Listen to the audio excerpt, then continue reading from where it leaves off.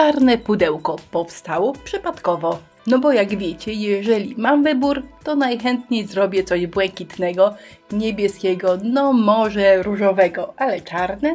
A przypadek był całkiem prozaiczny. Po prostu w sklepie często dostaję jakieś uszkodzone rzeczy, żeby je przerobić na coś ładnego. I tym razem trafiło się pobrudzone pudełko. Długopis wylał i popaprał cały bok.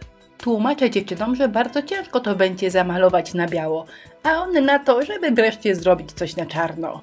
Na czarno i elegancko, czyli z wyciskami. Potrzebna będzie foremka, masa super lekka, mąka ziemniaczana i pędzelek. Mąka ziemniaczana jest niezbędna, żeby nasze wyciski z foremki wychodziły bez problemu. Więc najpierw oprószam całą foremkę bardzo dokładnie mąką, a dopiero potem upycham masę super lekką w foremkę.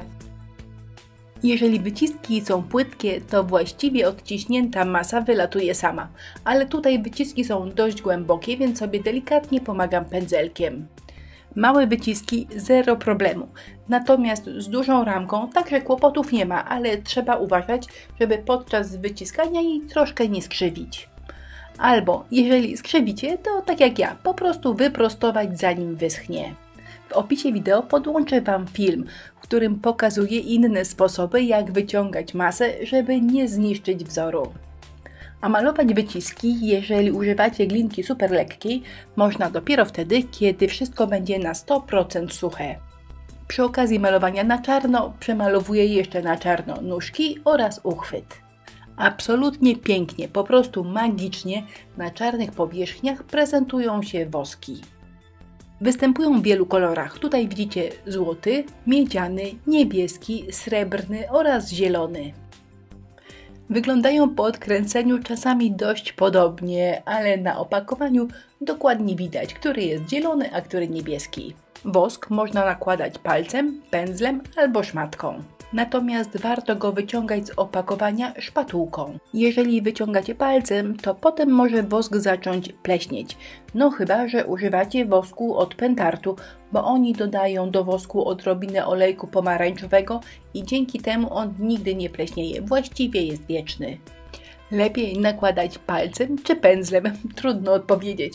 Ja często używam palca, dlatego że łatwiej mi umyć palec niż potem myć pędzel, bo pędzle po wosku trzeba myć w rozpuszczalniku.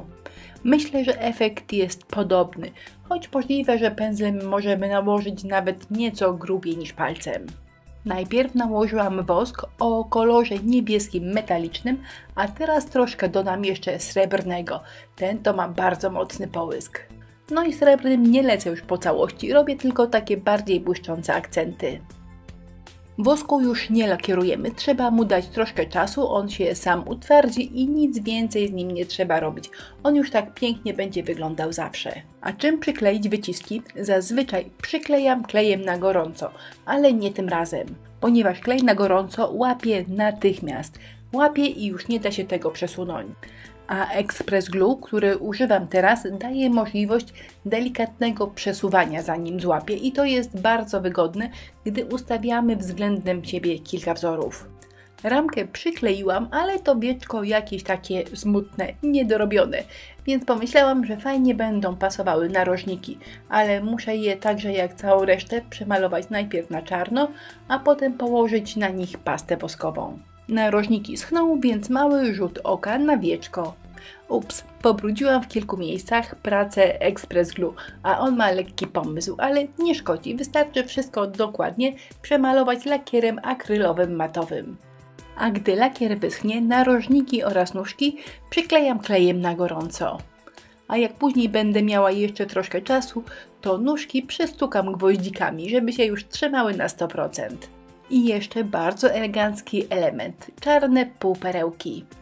Próbowałam je zrobić od ręki perełkami w płynie, czarnymi perełkami w płynie, ale nie wychodziło to zbyt równo i idealnie, więc przyklejone w tym wypadku są dużo lepsze. Żeby moje czarne pudełeczko nie kojarzyło się zbyt funeralnie, dołożę jeszcze białe kwiatki i przepiękny duży chwost. I co myślicie o czarnym pudełeczku, które powstało przez przypadek?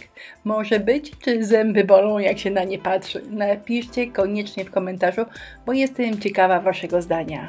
Jak zwykle listę produktów zamieściłam w opisie wideo. Wszystkich zakręconych zapraszam na naszą grupę na Facebooku. Nazywa się Inspirello i Przyjaciele. Do zobaczenia.